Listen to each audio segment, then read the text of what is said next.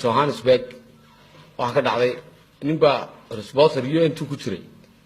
isagoo UN ku jira salaadii duhur bay soo wacday UNT salaadiina uu ku jira ayagu ciyaalku hayaan waa 9 ciyaal telefoonkii uu la soo yarbaxay waa ciladayna haysteegu uu eego uu arkay numberkii UN intuu soo labada dhinac iska eego UNT ka qabtay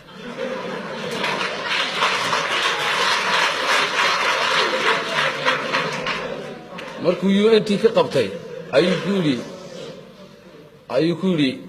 I will call you later. I am praying now. nin ag taagnaaba ku yiri war hebelow salaada gudaheega maxaad ugu hadashay wuxuu ku yiri 9 ciyaaran hayaa arrimooga UNT ba wax ka qaban karta